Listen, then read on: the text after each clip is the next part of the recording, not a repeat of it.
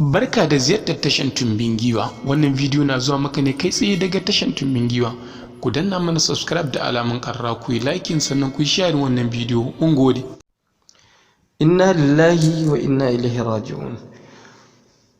Wani matashi haifaffen jihar Kano mai shekara 22 wato Ibrahim Musa, mazaunin unguwar Rimi Kebe da ke nan jihar Kano, ya yi amfani da wannan wuka da kuke gani a wannan bidiyo wurin kashe mahaifiyarsa mai shekara 50 wato Hajara Muhammad. Tun dai kakakin rundunar 'yan sandan Kano SP Abdullahi Haruna Kiyawa ya tabbatar da faruwar lamarin, kamar yadda ya aiko a Nasara rediyo ta cikin wani saƙo kamar haka.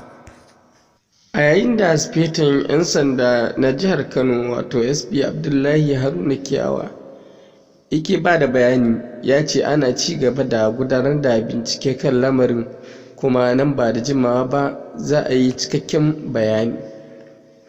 A daren da al'amarin ya faru a birnin Kano ya shiga cikin rudani sakamakon rahotanni da ke cewa yaron mai suna Iro Kwarangwal da ke suna kenan na Ingiya da ke unguwar ƙarshen kwalta a Rimin Kebe ya daɓawa mahaifiyarsa mai suna Jummai wuka har lahira.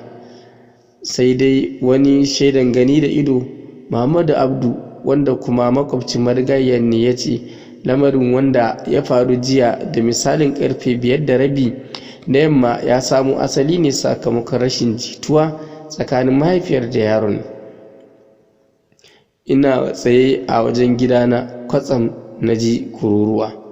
Bayan da muka garzaya domin kai taimako, mu iske marigayiyar wadda aka caka mata wuka da dama tana kururuwa neman taimako, in ji shi makwabcin nasu kenan.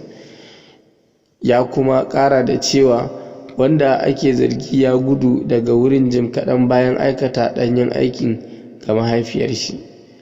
Ya Allah ka tsare mu da irin wannan mummunan al'amari.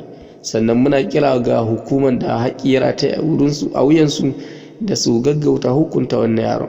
Sannan ba wai yaɗa aikin ta'addanci kaɗai ba, har da yaɗa hukuncin da aka yi domin waɗanda suke aikata ta'addancin ko waɗanda suke tunanin aikata ta'addancin su ga darasi daga mummunan hukunci da aka yanke ga waɗanda suka aikata waɗannan miyagun ayyuka.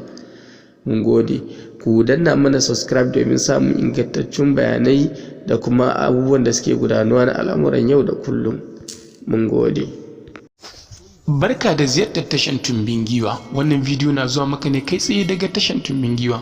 Ku danna mana subscribe da alamun karra, ku yi like sannan ku share wannan bidiyo. Mun gode.